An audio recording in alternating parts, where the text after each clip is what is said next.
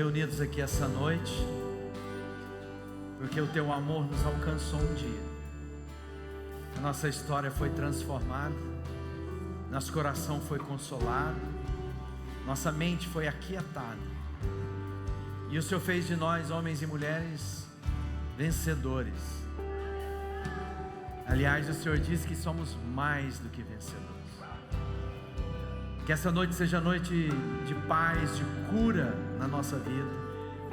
Que venha sobre nós a alegria do Senhor, a paz que excede o entendimento. Derrama o Teu bálsamo sobre a vida de cada um.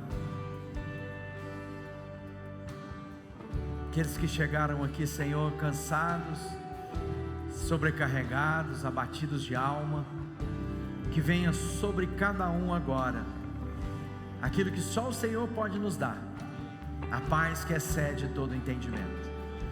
Que venha cura nas emoções, os sentimentos, que venha a lembrança, a memória do que dá esperança, e toda tentativa do inimigo de conturbar, de abater,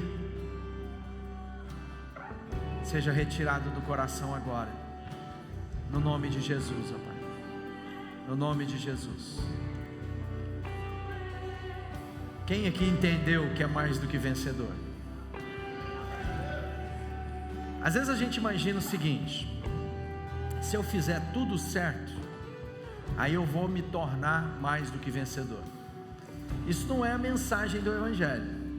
A mensagem do Evangelho é: porque eu já entendi que eu sou mais do que vencedor, eu posso fazer tudo aquilo que agrada o coração do meu Pai.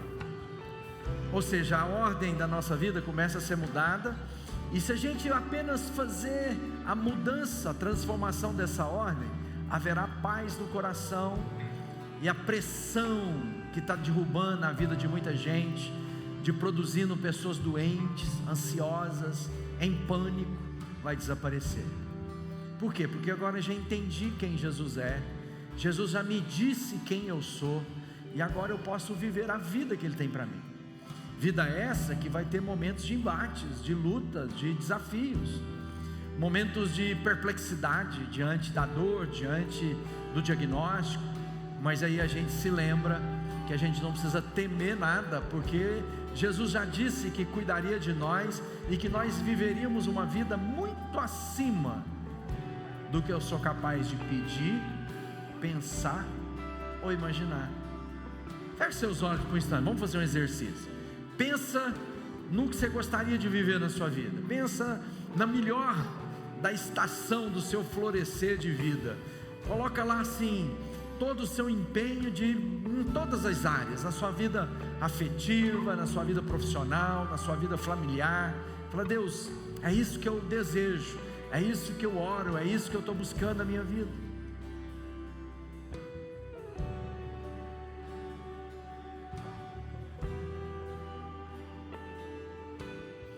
Agora olha aqui para mim. Sabe tudo de bom que você desejou? A Bíblia diz assim: nem olhos viram, nem jamais subiu ao coração humano o que Deus tem preparado para aqueles que o amam. Então, sabe isso que você foi capaz de imaginar? Não chega nem perto daquilo que Deus de fato tem para você. Então respira fundo e fala assim: eu entrego a minha vida. Amém? Sabe por que muitas vezes a gente não está vivendo tudo que Deus tem? Porque a gente resiste a Deus. Deus está dizendo: é por esse caminho. A gente diz: não, meu coração está querendo me levar por esse caminho. Não, meu coração está entregue ao Rei dos Reis, Senhor dos Senhores. Amém? Fala assim: glória a Deus. Então nós vamos cantar uma vez mais esse refrão, mas você não vai fazer isso de forma distraída. Você vai fazer isso de forma como quem toma posse da promessa. É como se isso dependesse toda a sua vida. Fala assim: eu vou tomar posse do que Deus tem para mim, e eu não vou me distrair, eu não vou deixar que outros pensamentos, que outras coisas entrem no meu coração. Amém? Então vamos lá, sim, sim.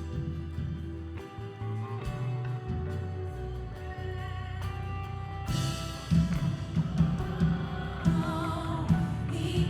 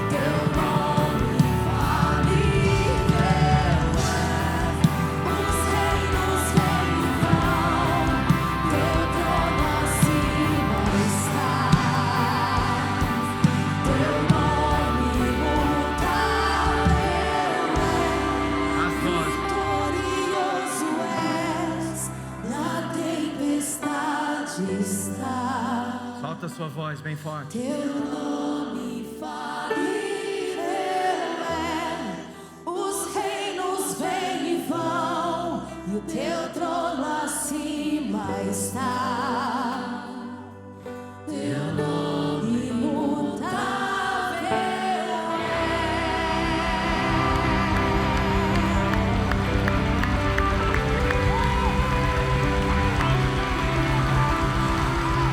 Glória a Deus, bem forte, bem forte.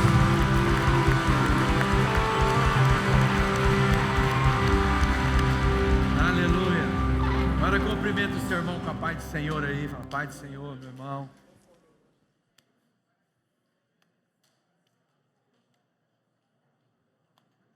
Glória a Deus. Hoje é um dia especial porque a gente está começando uma nova série.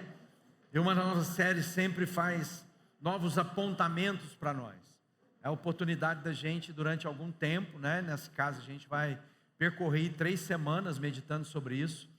E vamos falar sobre ser mais do que vencedor. O que a Bíblia diz a respeito da nossa vida, a respeito daquilo que é a nossa jornada, como nós podemos tomar posse de todas as promessas, né, que o Senhor tem para nós. Então, quando a gente entende isso, a gente pode viver uma vida muito mais ampla, muito maior do que aquilo que o Senhor tem preparado para nós, do que a gente é capaz de pensar para nós e que Deus tem preparado para nós. Então vamos pensar o seguinte: nós estamos no momento agora em que o mundo inteiro está diante da maior competição, maior evento esportivo da história, que a gente vê todos os 4 em 4 anos. Talvez, né, as Olimpíadas também tem uma grande comoção, mas sem dúvida o futebol é aquela que mais mobiliza gente no planeta. São bilhões e bilhões de pessoas que vão estar assistindo os jogos. E quando a gente olha para os jogos, o assunto, a pauta, né, nos jornais, na internet, nos grupos de amigos, se tornam essa competição. E o que muitas vezes a gente fala? A gente fala sobre a qualidade da equipe, a gente vai falar sobre a preparação da equipe, o trabalho em equipe, né, a individualidade de cada atleta, quem são aqueles que são destacados, que muita gente coloca expectativa nesse ou naquele jogador, quais são aqueles que estão focados para poder dar o melhor, quais são aqueles que estão distraídos, aqueles que estão machucados, ou seja, essa vira a pauta. Isso pode nos ensinar algumas coisas da vida espiritual, da nossa jornada. O apóstolo Paulo usava essa figura. Na verdade, nos dias lá de Jesus, nos dias de Paulo, havia o mundo de Roma, o mundo grego. E naquele mundo onde a gente tem lá, né, as Olimpíadas vêm muito da história desse povo antigo lá, que falava, e o Paulo usa essa figura do atleta. E ele fala assim, olha, alguém que quer viver o que Deus tem para ele, precisa ter um pensamento como de um atleta. É necessário ter foco, é necessário se disciplinar, é necessário se preparar, não pode lutar, né, não pode competir fora das regras. Ou seja, o Paulo estava nos ensinando a respeito de uma disciplina espiritual, usando como linguagem, como figura, a disciplina dos jogos, né, dos atletas daquele dia. Ele fala do boxeador, ele falou assim, olha, eu não sou como aquele que dá murros no ar. E às vezes tem muita gente cansada porque está lutando como quem está desferindo, né?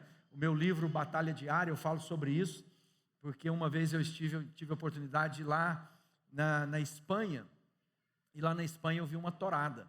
Como é que um touro de mais de meia tonelada perde para um sujeito de um pouco mais de 50 quilos, num campo aberto, e o touro ainda perde? Porque o touro é distraído, se distrai o touro. E a distração dele faz com que o inimigo dele tenha vantagem. E o que o apóstolo Paulo está ensinando a nós, na questão do atleta como figura de linguagem para a nossa vida espiritual, ele começa por aí. Olha, cuidado com as distrações da sua vida. Cuidado com aquilo que parece ser pequenas coisas, mas distrai de forma poderosa a nossa vida. Então a gente vai aprender um pouquinho sobre disciplina, sobre foco, sobre objetivo, de como a gente vai ter os nossos olhos naquilo que é necessário ter os nossos olhos, e como a gente se prepara para esse momento e como a gente permanece nessa vida e nessa jornada que Deus tem para nós. Então vamos parar e pensar. Há muitas distrações na nossa vida. E lembre-se, o diabo toma vantagem na nossa ignorância. Ignorância lá na Bíblia não tem a ver apenas com a pessoa rude, mal educada. Ignorância tem a ver com falta de conhecimento, ou seja, distrações, pontos escuros na nossa vida que nós não somos capazes de enxergar. Por isso que ele diz que o príncipe desse mundo, o Satanás, cegou o entendimento das pessoas para que elas não vejam a luz de Cristo. É mais ou menos assim. A distração da minha vida não está em o Satanás para ganhar sobre nós vantagem. Ele vai colocar o quê? Cegueira. E cegueira não é apenas deixar de enxergar, mas muitas vezes é olhar na direção errada. Presta atenção que é importante. Se o meu olhar estiver naquele quadro da Santa Ceia lá que o nosso artista Rubim desenhou para nós, eu deixo de enxergar a saída que está atrás de mim. Então, muitas vezes, não há problema de cegueira de maneira óbvia. Eu estou apenas olhando na direção errada. Quem aqui trouxe o celular? Me mostra seu celular. Quem trouxe o celular? Levanta a mão quem trouxe o celular, eu levanto o celular. Todos nós. 1h15 no culto, que é normalmente o que a gente leva, 1h20. Muitas vezes está focado naquilo que Deus tem para falar conosco, nessa 1h15, é desafiador. Porque muita gente deixa o telefone lá, com as mensagens que vão chegando, nos despertando, e a gente fica fazendo, será que eu paro, eu vejo, eu olho, né? Distrações.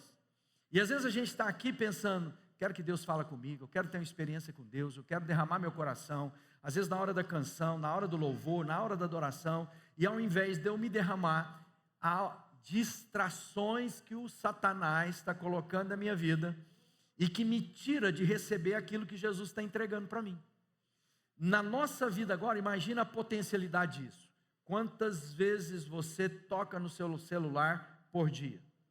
Quantas vezes o seu olhar está fora daquilo que é o que Jesus tem para você?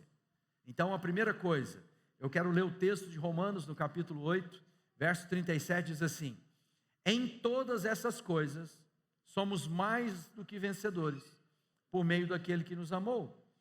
Pois estou convencido que nem morte, nem vida, nem anjos, nem demônios, nem o presente, nem o futuro, nem quaisquer poderes, nem altura, nem profundidade, nem qualquer outra coisa na criação será capaz de nos separar do amor de Deus que está em Cristo Jesus.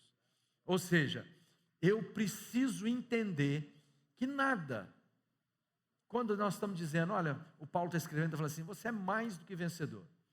Não é necessariamente por aquilo que a gente fez ou deixou de fazer. Nós somos mais vencedores porque Jesus cumpriu aquilo que era a promessa de Deus para nós. O Filho viria, morreria no nosso lugar, nos livraria da escravidão do pecado, seríamos perdoados plenamente e receberíamos uma nova vida, e dali para frente, por nova vida vivermos, o Espírito de Deus estaria em nós, nos conduzindo a navegar na vida. Ou seja, o Espírito é aquele que em todo tempo está falando conosco, para que a gente não se distraia. Por isso que a palavra de Deus diz que o Espírito vai dizer, por aqui, não é por aqui. Mas muitas vezes, o canal de recepção, na nossa escuta de Jesus, de Deus e do Espírito que fala conosco, está obstruído. E não porque a gente ficou surdo ou ficou cego, mas porque nós estamos colocando o nosso ouvido em outro lugar. Vou te dar um exemplo claro. Talvez seja só eu, mas talvez você já passou por isso também. Você está conversando com alguém e de repente a sua mente divaga. E a pessoa continua falando. E de repente ela para esperando uma resposta. E você agora fala assim, e agora? Eu falo para ela que eu não estava prestando atenção, às vezes só está você e ela. Quem já passou por isso? Não é? Então o que a gente faz? A gente fala assim, desculpa, repete que eu não escutei direito. Não, você não escutou direito, você não está prestando atenção. Então está vendo como é que o inimigo faz? Ele não vai, Paulo está dizendo assim, ó, nem a altura, nem profundidade, nem os anjos, nem o presente, nem o porvir, nem a altura, nem profundidade pode separar do amor de Deus. Ele está dizendo, nenhuma dessas coisas serão capazes de eliminar da sua vida aquilo que Jesus conquistou por você. E o Satanás sabe disso. Então o que ele faz? Distração. Ele começa a nos distrair. E aí quando Paulo está usando a figura do atleta, ele está mostrando para mim, para você, que se você se distrair, você não vai conquistar, você não vai chegar naquilo que Deus preparou para você. Por isso nós preparamos uma reflexão de maneira que você possa entender o que Deus tem. Então, distração é um problema, amém? E todos nós corremos risco de nos distrairmos com coisas boas. A gente não se distrai apenas com coisas pecaminosas, moralmente graves. A gente se distrai com coisas que parecem ser inofensivas. Mas o Paulo está dizendo que um atleta para conquistar, lembra lá qual é a crítica? Quando quer falar de um atleta dedicado, eles falam, o Cristiano Ronaldo é um atleta dedicado, ele nem é um jogador de futebol, ele é um atleta, porque ele se disciplina, ele dorme no horário, ele come bem, ele tem uma academia dentro da casa dele, ele se dedica, ele cuida. E às vezes a gente vai lá para o outro e alguém vai lá criticar o Neymar, vai falar assim, mas o Neymar é distraído, em vez de ele estar focado, em vez de ele estar fazendo, ele está noutra coisa, ele está jogando baralho. Então, há uma percepção de que um tem conquistas porque está dedicado e outros não conquistou tudo. E é bom lembrar disso, Neymar é o maior artilheiro da seleção brasileira de todos os tempos. Mas muitas vezes o que se esperava dele? Se ele fosse um pouco mais focado, ou pelo menos demonstrasse, que eu nem sei se ele é ou não é, mas se a percepção que a gente tivesse dele como uma pessoa focada, ele teria vencido mais, conquistado mais coisas na vida dele. Então Deus está dizendo para mim e para você, você tem que entender que a coroa da vitória já foi te dada. Que isso não tem nada a ver com o seu empenho, você está livre do pecado, que nem a altura, nem profundidade, nem os anjos, nem nada pode te separar do amor de Deus. Mas o Paulo também fala assim, agora, se você quer viver a plenitude de Deus, você precisa ser uma pessoa disciplinada. E aí as disciplinas espirituais, a oração, né? A leitura das Escrituras, a meditação na Escritura, a comunhão dos santos, o partir do pão, há um momento da piedade, da caridade, tudo isso faz parte da nossa jornada de vida.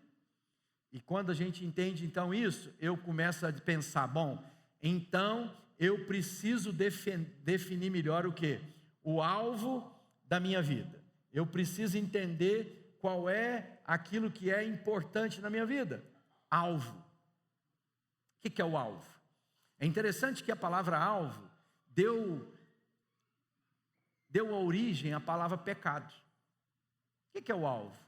Aquele tabuleiro, ou aquela tábua que a gente coloca lá, e no meio dela tem um ponto preto, cercada de linhas brancas e pretas, e quanto mais perto da mosca, que é o centro do alvo, mais pontuação o atleta faz.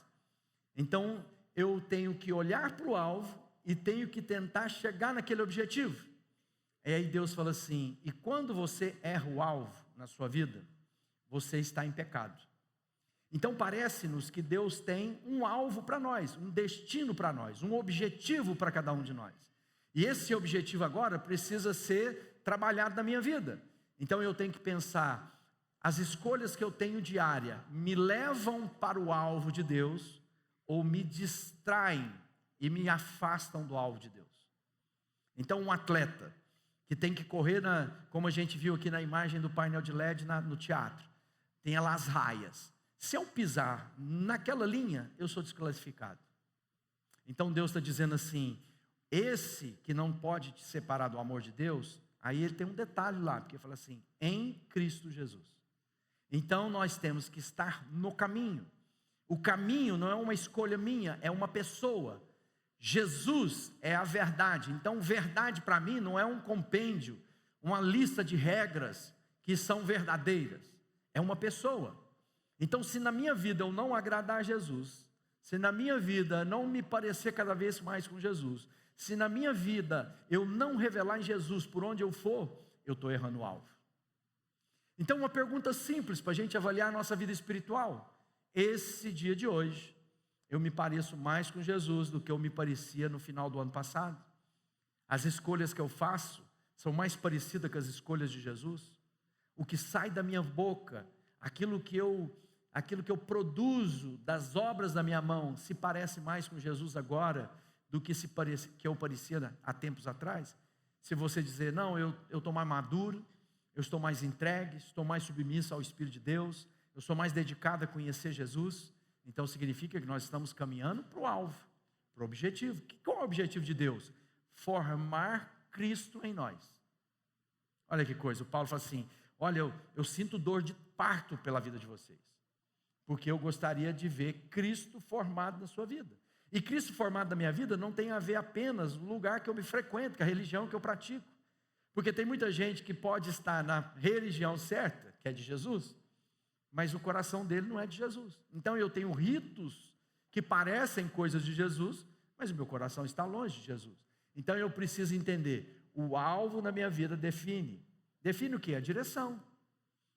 Para mim não distrair, eu tenho que saber exatamente onde eu quero chegar. E aí todas as escolhas do meu dia a dia são alinhadas à escolha de Jesus. Ou seja, meu coração vai estar sempre na direção do alvo.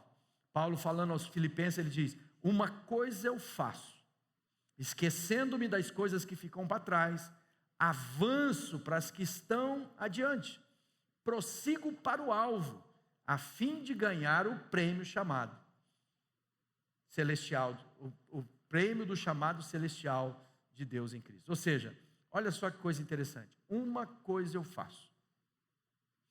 Qual é a uma coisa da sua vida? Se a sua família for mais importante que Jesus, vai dar ruim. Se o seu trabalho for mais importante que Jesus, vai dar ruim. Se os seus filhos são mais importantes que Jesus, vai dar ruim. Então eu preciso entender que há uma coisa na minha vida é Jesus. Agora, porque eu tenho Jesus na minha vida, meu casamento vai ser parecido com Jesus. A criação dos meus filhos vão ser parecidos com Jesus. No meu trabalho, o meu empenho não tem a ver com ganância, com avareza, tem a ver com prosperidade do céu para a minha vida, que é generosidade, que é fidelidade. É parecido com Jesus. Então, quando eu começo a entender essas coisas, é uma coisa. Por isso que lá diz o quê? Buscar em primeiro lugar o reino de Deus e a sua justiça, e todas as coisas vos serão acrescentadas. Só que é interessante que ele fala isso, né, o avanço, mas ele diz assim, eu deixo as coisas para trás. Eu tenho os olhos em Jesus, eu preciso deixar coisas para trás. Não tem como eu avançar na direção de Jesus levando coisas da minha vida.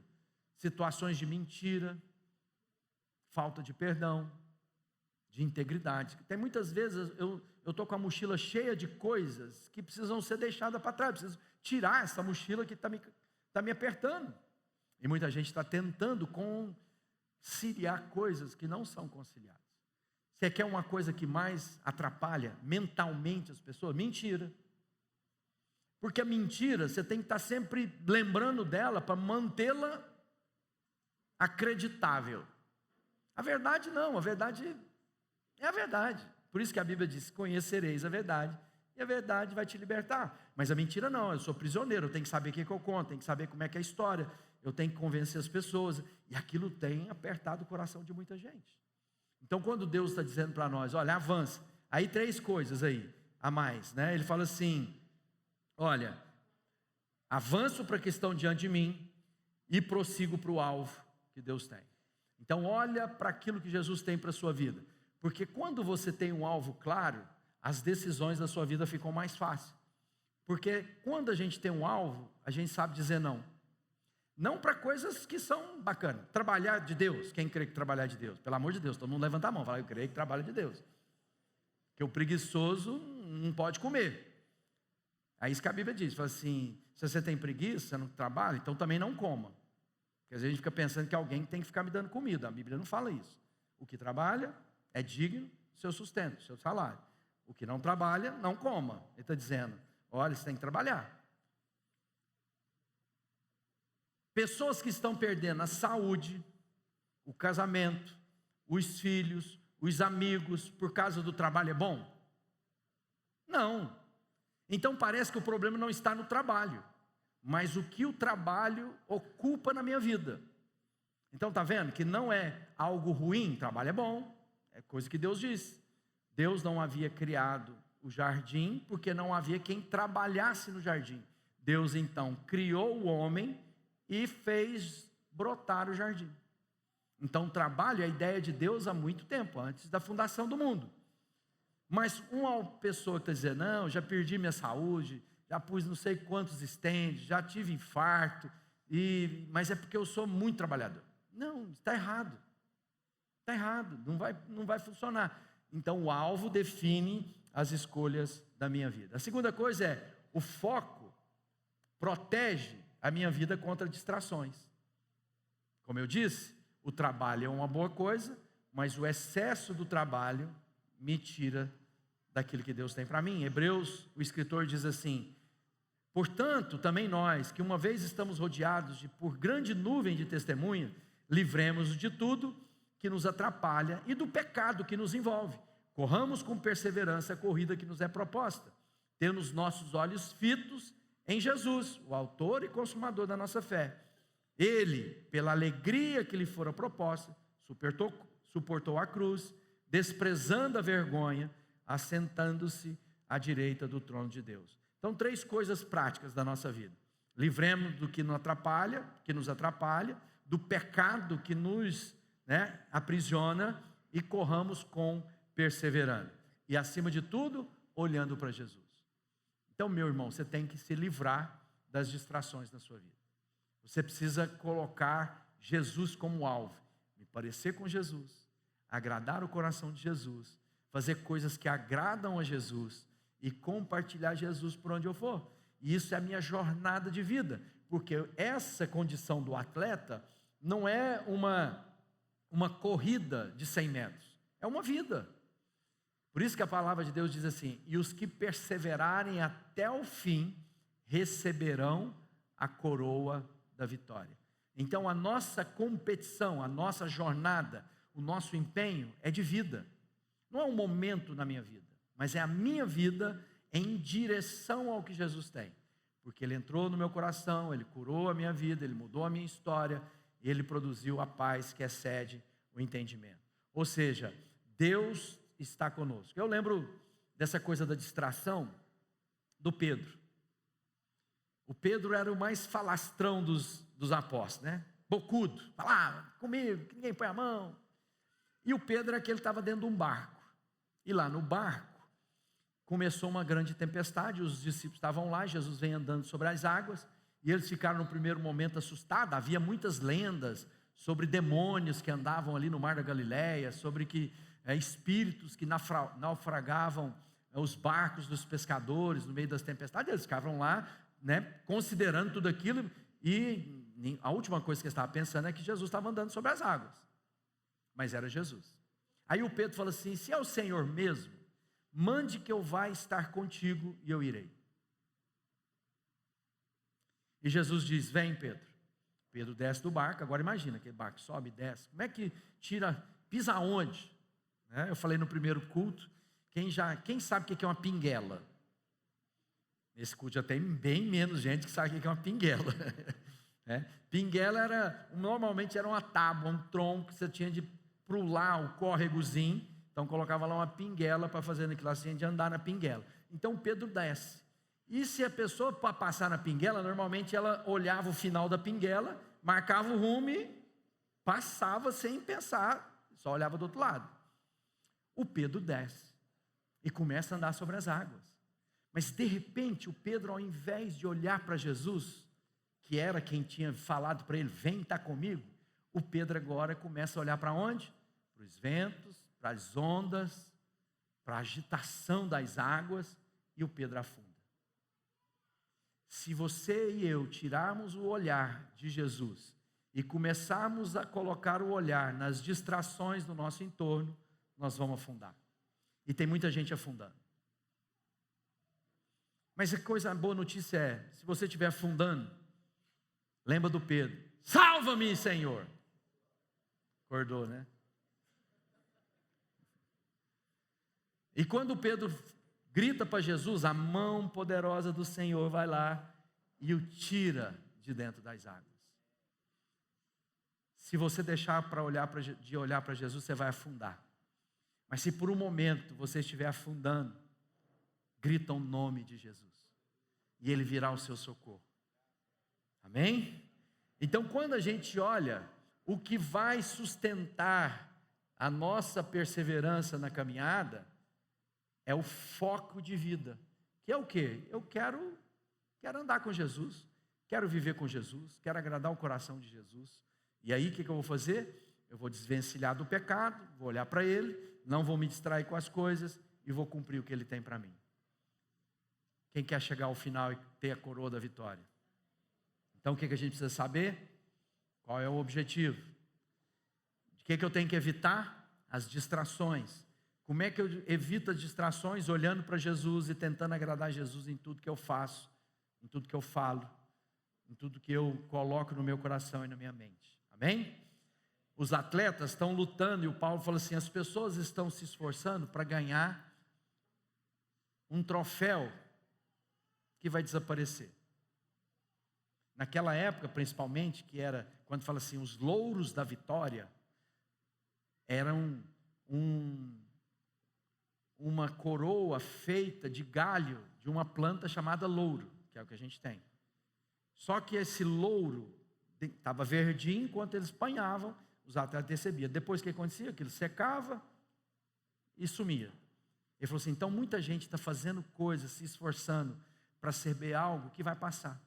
Mas nós que recebemos a missão de Deus, quando nós chegarmos ao final, a coroa é eterna e ela não é passageira. Então, eu não sei, lá em casa, quando era rapaz, menino, adolescente, jogava futebol, competia naquelas coisas de Olimpíadas de escola, e tinha muitas medalhas lá em casa. Aí aquilo você coloca numa caixinha, fica com dó de jogar fora, aí você não joga na primeira limpeza, não joga na segunda, na terceira, aí vai chegar no momento e fala assim, estou guardando esse tanto de coisa, está empoeirado, está enferrujando aqui, joga isso fora. E às vezes foi tempos de dedicação, foi noites bem dormidas para poder jogar futebol pela manhã, que não foi para a festa de aniversário, e vai desaparecer. Mas com Jesus é diferente, porque com Jesus é eterno. Eu queria que você colocasse a mão aí no seu peito. Pai, nós estamos aqui essa noite, porque nós queremos chegar ao final e recebermos a coroa que não perece, mas a coroa que vai ficar conosco até o final. Eu peço agora que o Senhor derrame de graça, de virtude sobre a vida de cada um, no nome de Jesus. Que venha sobre a vida de cada um a paz que excede o entendimento. No nome de Jesus, ó Pai, venha sobre a vida dos meus irmãos e das minhas irmãs. Remove toda distração da nossa vida. E venha a consciência que foi o Senhor que fez por nós o que nós não podíamos fazer por nós mesmos. A vitória nos foi dada. Por isso nós vamos viver como vitoriosos e não como derrotados. No nome de Jesus. Amém. Amém? E uma das coisas que nos faz lembrar disso é um memorial dessa vitória. Nós vamos comer o pão e tomar do cálice juntos. A banda pode subir. E você vai comer, você vai pegar o copinho, pode distribuir já. E você vai fazer uma reflexão da sua vida. Você está distraído, você está olhando para Jesus, e você está perseverando até o final. Fica firme. E essa ceia é um testemunho da vitória de Jesus. Ele diz, se você comer da minha carne, se você beber do meu sangue, você tem parte comigo. E tendo parte com Jesus, nós somos mais do que vitoriosos por meio dele na nossa jornada. Amém? Quem foi recebendo, vai meditando aí nisso que eu falei. Enquanto isso, a banda vai ministrar de forma suave para trazer a memória que nos dá esperança. Como um trovão, vitorioso poder.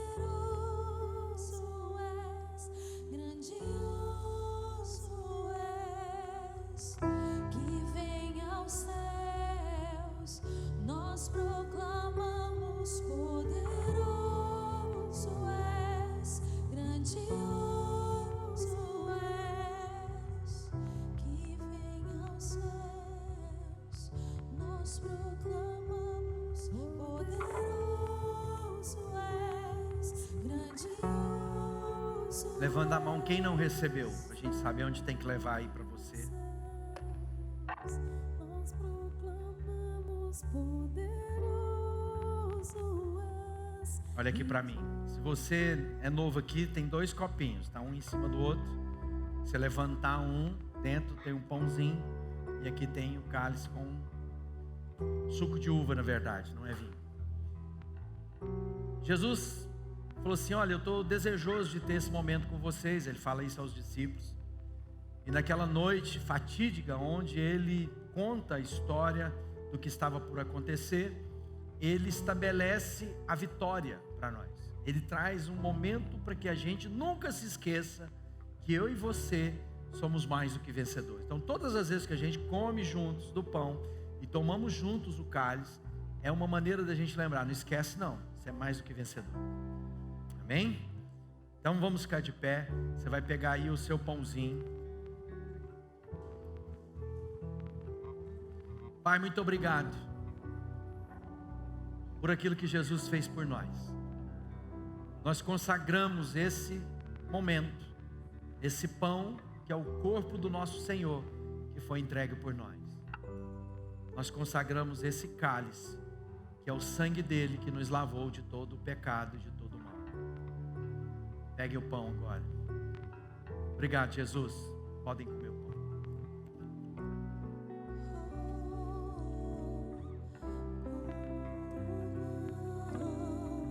Impetuoso, poderoso és, grandioso és, que vem aos céus. Nós proclamamos: poderoso és, grandioso. Levanta o cálice agora. Obrigado, Jesus, porque o Senhor derramou o seu sangue para nos lavar de todo o pecado. Podem tomar do cálice.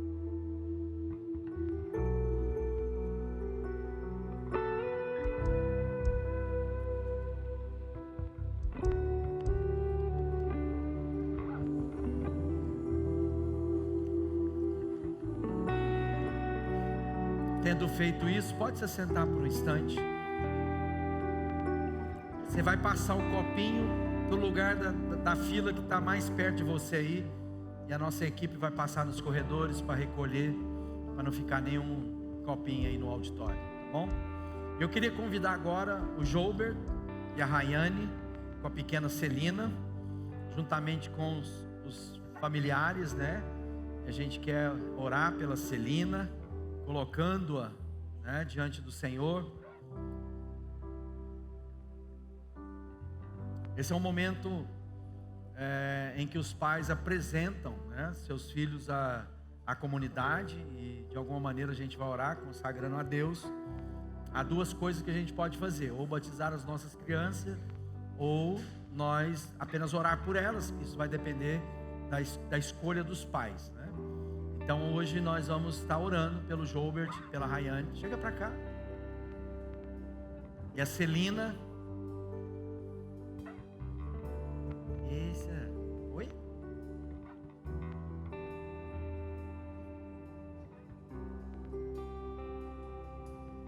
Então esse é um momento importante para nós como comunidade, porque agora o Joubert e a Rayane, né, estão apresentando diante do Senhor a vida da pequenina, para que ela seja instrumento de Deus na geração dela. Mas o maior desafio não é da Celina, que ela não tem esse entendimento ainda. O desafio é a família ser um testemunho de Jesus na vida dela. Então o compromisso de vocês é ensinar a Celina no caminho que ela deve andar. Isso não tem a ver apenas com fazer ela decorar a Bíblia. Isso tem a ver dela ver a Bíblia na vida da família. Como Jesus age, como Jesus faz, como Jesus trata, como Jesus conversa. Então eu queria que a congregação agora estendesse. A gente quer colocar toda a família no altar de Deus, e especialmente a pequena Celina diante do Senhor. Pai, nós estamos aqui porque cremos no Teu amor pela vida da Celina. E nós, como família da fé, nós a consagramos a Ti. Declaramos as Tuas bênçãos, declaramos a Tua saúde sobre a vida dela. que ela cresça uma mulher temente ao Senhor, e que o Senhor possa usá-la dentro da geração dela, para levar a mensagem de boas novas, de grande alegria, que será para todo o povo. Nós consagramos a vida da casa, nós declaramos sobre os pais o entendimento e a responsabilidade de ensinar a pequena no caminho que ela deve andar. E como comunidade, nós recebemos a Celina como parte dessa família, para sentar à mesa e desfrutar daquilo que o Senhor tem derramado sobre nós, no nome de Jesus. Amém e amém. Deus abençoe. Vamos aplaudir Jesus pela vida dela.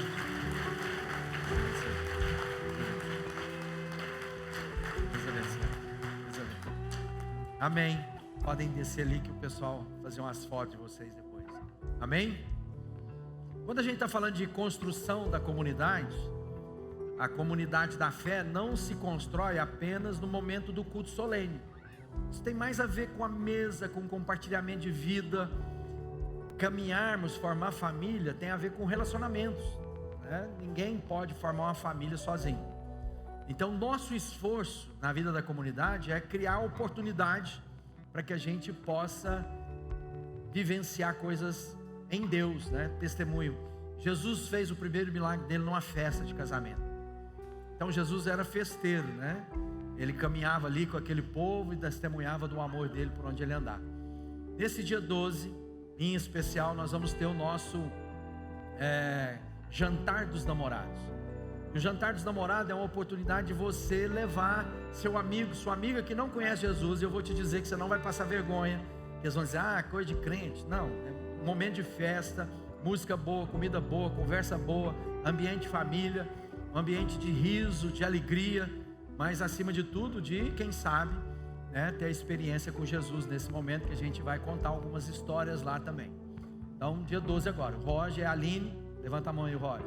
O presbítero Roger está ali. Se você quer adquirir o seu convite, ele vai estar ali na livraria. Você vai lá e fala assim, eu quero, e quero levar um amigo, uma amiga para estar com a gente lá, amém? Dia 28 a gente tem batismo, vamos ficar de pé. Dia 28 a gente tem batismo, e batismo, assim como a ceia, é um testemunho daquilo que Jesus já fez. Então batismo não é uma opção na vida do discípulo, batismo é um mandamento de Jesus para nós. Lá diz assim, todo aquele que crê e for batizado será salvo. Então dia 28 a gente tem batismo. Se você não batizou ainda, é necessário que você passe pelo batismo, se você quer viver a vida que Jesus tem para você, amém? Bênção demais. E temos o encontro das meninas, né? Então o encontro das mulheres, dia 19. Vai ser uma festa. Estamos recebendo preletoras que vêm de fora para estar conosco, né? A Neide, que vem lá de João Pessoa, uma pastora maravilhosa. A Érica está vindo lá de Orlando. Pastora Fabiana e pastora Lana vão estar conosco, amém? Levanta sua mão e fala, obrigado, Jesus, porque eu sou o que a Bíblia diz que eu sou. Que eu tenho o que a Bíblia diz que eu tenho. Eu posso todas as coisas que a Bíblia diz que eu posso. Que o amor do Pai, a graça do Filho, o consolo do Espírito sejam sobre a sua vida. Que essa semana seja poderosa, seja uma semana de boas notícias, uma semana de saúde, uma semana que você seja o bom perfume de Cristo por onde você andar. E um convite especial, quarta-feira, uma experiência com o livro Jesus no culto. Venha, que eu tenho certeza que você vai gostar. Deus abençoe.